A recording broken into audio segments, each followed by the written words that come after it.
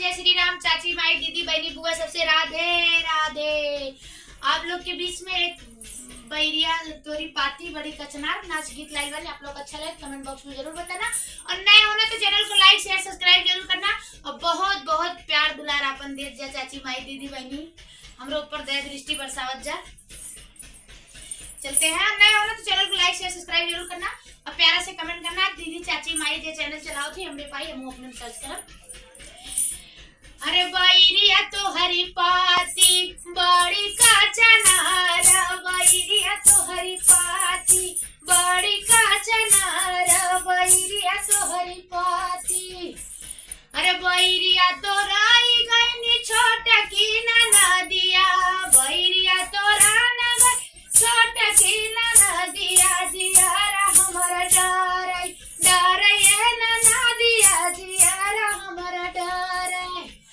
अरे तोरी के बैरिया, अरे तोरी तर बैरिया ननदा घरवा के लवटली, तोरी तर बैरिया ता घरवा के लवटली, छैलवा ननदाना ओ की छैला ननदाना मारे लगे हो नजरिया, के छैला ननदाना मारे लगे हो नजरिया, के छैला ननदाना।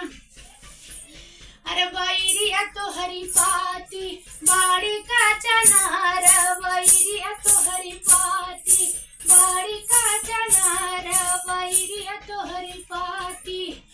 अरे बैरिया तो रान गईली सैया का बहिनिया, बैरिया तो रान ली सैया का बहिनी, की बैरिया तोरी ना ननदा घरमा काला बटली, बैरिया तोरी ना ननदा घरमा काला बटली, बैरिया तोरी ना। अरे तोरी तर बैरिया ननदा घरमा केला बटली, की छैला संगमना ननदा मारे मरना जहरिया, की छैला संगमना ननदा मारे मरना जहरिया, की छैला संगमना। छैला संगमना हो कि छैला संगमना ननदा मारे मरना जहरिया, की छैला संगमना। अरे बैरिया तो हरी पाती बड़ी का चनार, बैरिया तो हरी पाती बड़ी का चनार, बैरिया तो हरी पाती।